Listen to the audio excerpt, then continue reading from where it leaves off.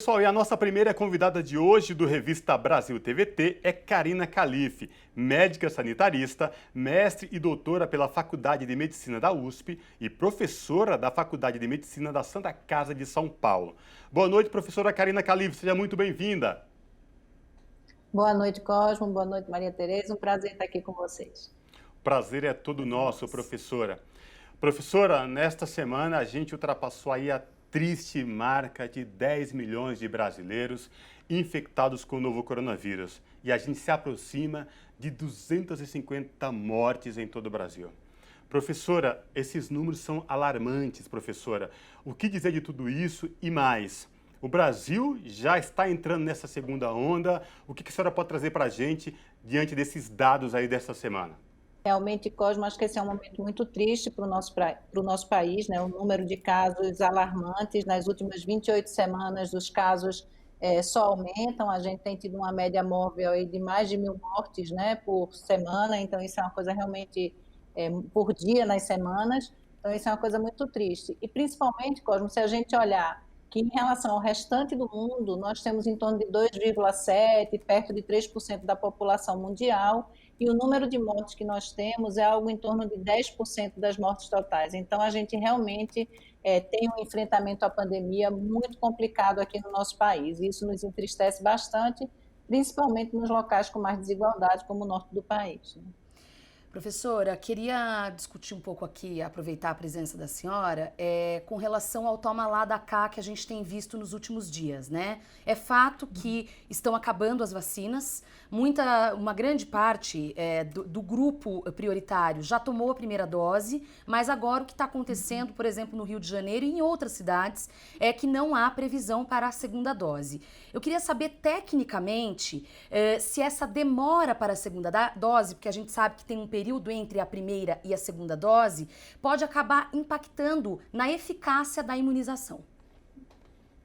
Ok, Maria Tereza, veja só, primeiro eu acho que é importante dizer que a gente tem um contingente, um quantitativo de vacina muito aquém daquilo que a gente precisava, e isso tem a ver com todo o planejamento que foi feito. A gente poderia estar numa outra situação, né? A gente podia ter feito as articulações aí com o COVAX Facilite, a gente poderia ter conseguido compra da Pfizer, mas a gente apostou aí nas duas vacinas que hoje a gente tem disponíveis no país. Então, essa quantidade é pequena.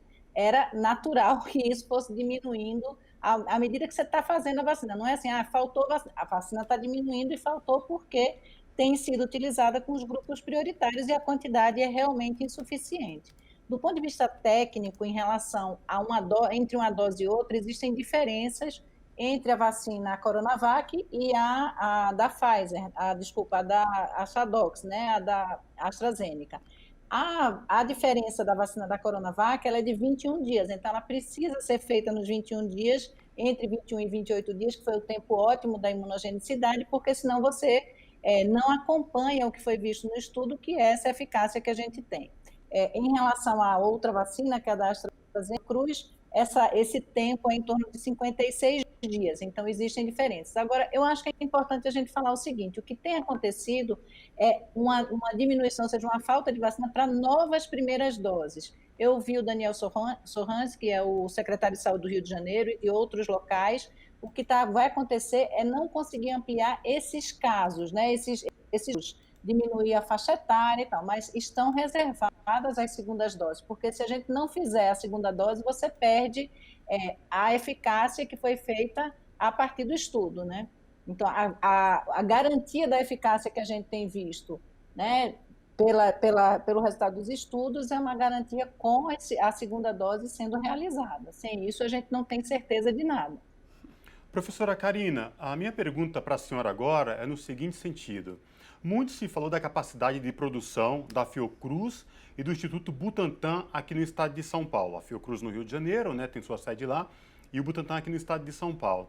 Mas, professor, o que a gente vem percebendo ao longo desse mês, desde janeiro, é que existe aí uma bateção de cabeça do próprio da Fiocruz e também do Instituto Butantan. A minha pergunta, professora, é: o que está de fato acontecendo? É falta de planejamento? É de fato insumos que estão demorando a vir da China? O que a senhora pode falar para a gente sobre essa questão? Eu acho que é um conjunto de questões, né, Cosmo? Veja só, primeiro eu acho que uma falta de planejamento do governo federal.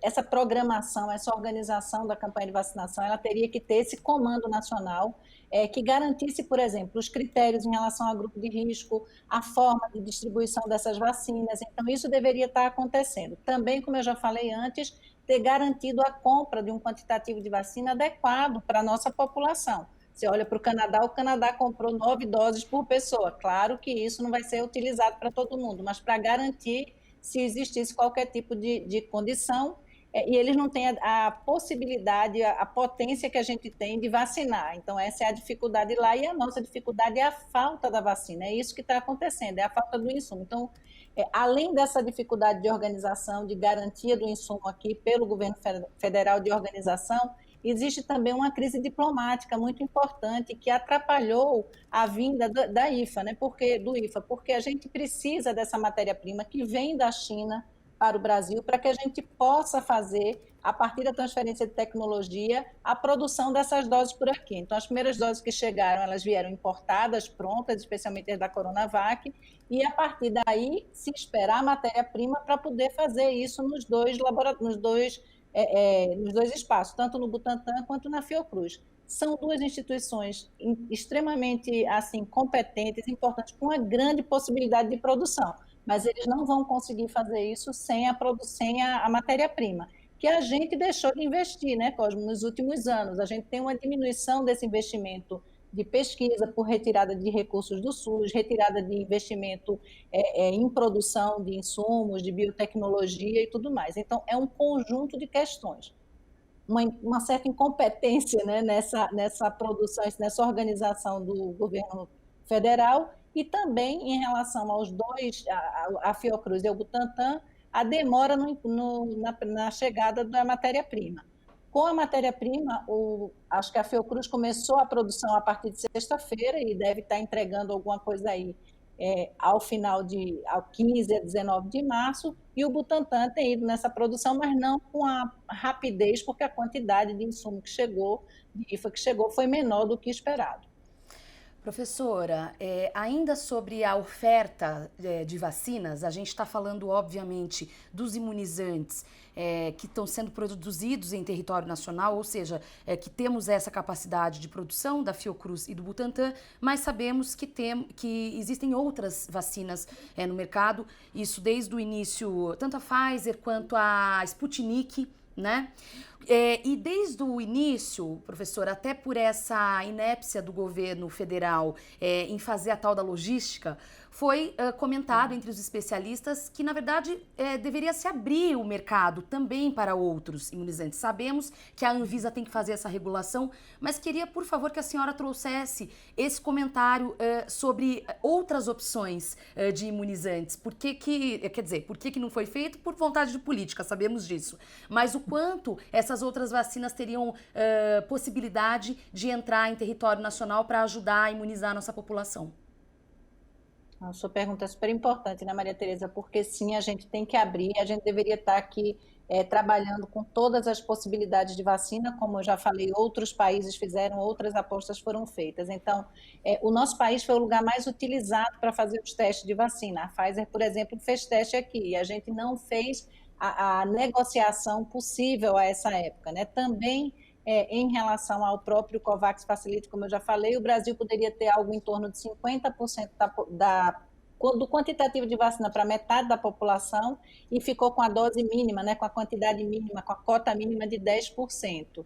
É muito importante que a gente abra para todas essas possibilidades. A Sputnik 5, a Sputnik V, como estão se falando, é uma vacina que também tem uma tecnologia adequada, tem sido utilizada, tem uma boa eficácia. Então, o ideal é que o nosso país abra a possibilidade, contanto que seja pelo SUS, garantindo a prioridade, né, de uma forma gratuita para todas as pessoas. Eu sou a favor de que a gente amplie fortemente a entrada de outras vacinas, claro, respeitando o papel da Anvisa, que já abriu mão de algumas questões, né, e está investindo nessa avaliação de um jeito com qualidade.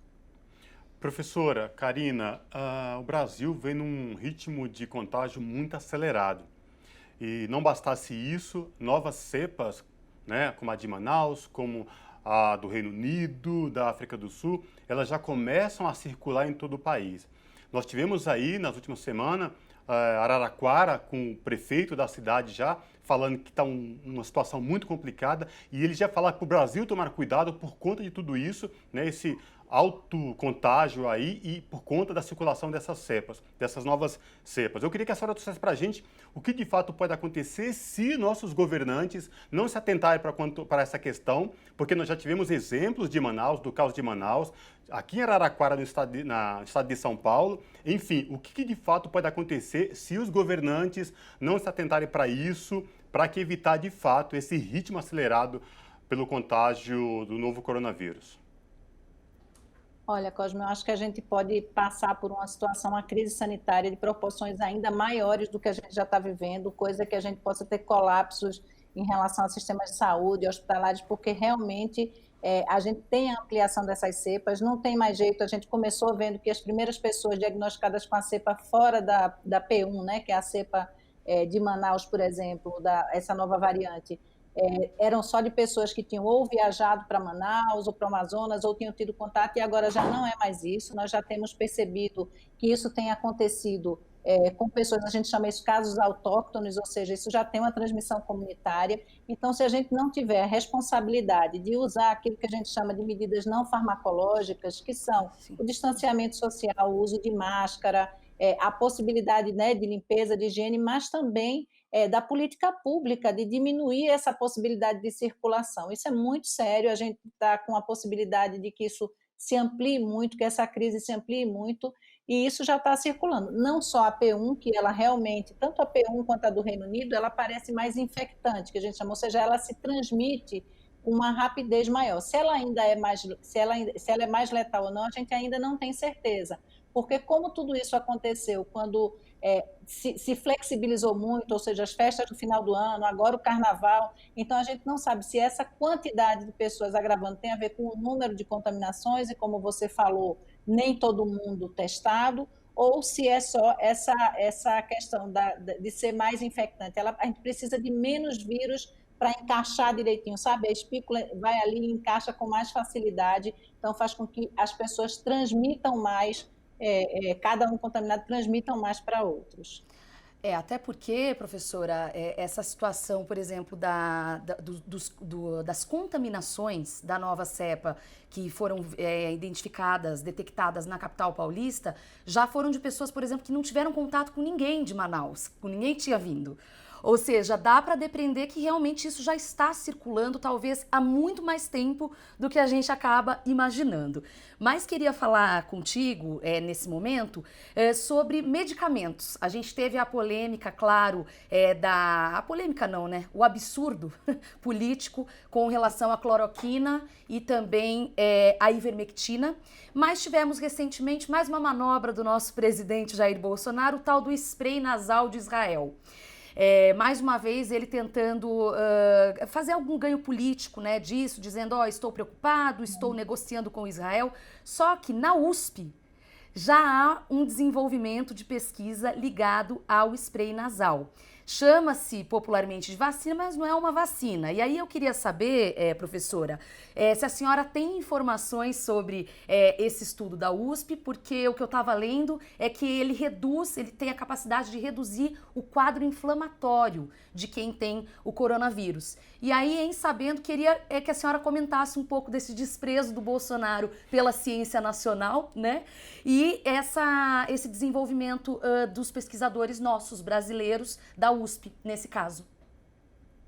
Claro, querida. Veja, a coisa, acho que principal para dizer nesse momento é retomar que não existe isso de tratamento precoce, que não existe nenhuma eficácia, nem da hidroxicloroquina, porque não tem efeito modulatório nesse caso, nem da ivermectina. Ao contrário, a gente tem tido vários casos de pessoas com necessidade agora de transplante de fígado, de questões muito sérias por conta do uso inadequado, exagerado.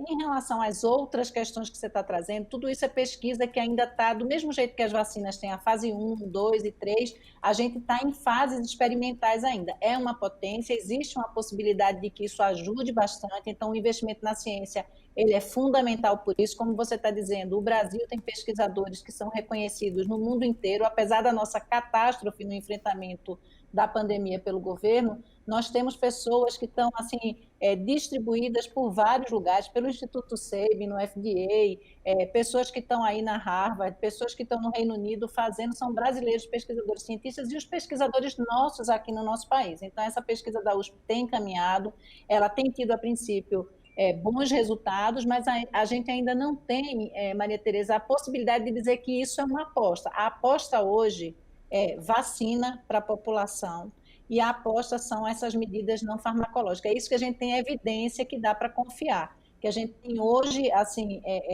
distribuída, repassada por pares, os cientistas já viram, já foi publicado, porque tudo que a gente vai ofertar para a população, seja ele uma vacina, que é algo que tem que não produzir efeitos, né? não tem que proteger e não gerar qualquer dificuldade, tá? A mesma coisa para as outras produções. Então, é bacana, eu acho que é muito importante a produção dos nossos pesquisadores, mas nós ainda não temos isso no nosso horizonte. Então, o nosso horizonte hoje são as vacinas e as medidas, e aí até parabenizar o prefeito de Araraquara, com quem eu participei esses dias de um programa, porque ele está enfrentando isso para poder garantir a diminuição dessa disseminação. E isso vai interessar não só para Araraquara, mas para a região e para São Paulo como um todo. Professora, esta semana o ministro da Saúde, o Eduardo Pazuello, ele trouxe aí um calendário de vacinação e de doses do imunizante que estarão à disposição de governadores e prefeitos em todo o Brasil. E aí, nesse calendário, ele trouxe informações de que o Ministério da Saúde já havia assinado aí acordos com mais 2 imunizantes, no caso, a Sputnik, a vacina russa, e uma vacina indiana. A minha pergunta é, professora, a senhora acompanhou essa declaração, essa informação aí desse calendário e da vinda de novos imunizantes? E se sim, qual a sua opinião sobre esse calendário proposto aí pelo ministro da Saúde? Olha, Cosmo, a entrada de outras vacinas, como a Sputnik, mesmo essa outra vacina indiana, isso são coisas boas que a gente deve sim ampliar essa possibilidade. Agora, esse calendário me parece algo como já aconteceu em outros momentos. Você vai fazendo calendário dizendo que vai resolver as coisas sem ter chegado ainda. Eu não vi a vacina aqui ainda. Ela precisa passar por todos os momentos da Anvisa, né, de validação, de aceitação pela nossa agência, e isso acontecendo, e eles tendo vacina para entregar, porque o que a gente tem visto pede para avaliar, mas não tem uma quantidade de vacinas disponíveis. Então, apesar de ter visto isso, eu sinceramente não acredito ainda nesse cronograma. Eu acho que a gente precisa primeiro fazer as negociações, garantir a chegada. A gente viu o que aconteceu com a matéria-prima vinda da China, a gente poderia ter uma quantidade muito maior. O governo, assim, não fez tudo o que poderia ser feito para que isso tivesse chegado num tempo ótimo, né? Então, eu questiono um pouco, eu quero ver para crer, é isso que eu quero dizer. A gente já está um pouco, né, escaldado, né, gato escaldado, como a gente costuma dizer. Vamos aguardar, sim. Conversamos com Karina Calife, médica sanitarista, mestre e doutora pela Faculdade de Medicina da USP, professora da Faculdade de Medicina da Santa Casa de São Paulo. Professora, quero agradecer muito a participação da senhora, trazendo aí esclarecimentos, apontamentos importantes em plena pandemia. A gente segue acompanhando todo esse debate. Até uma próxima oportunidade, professora. Muito obrigada pela oportunidade.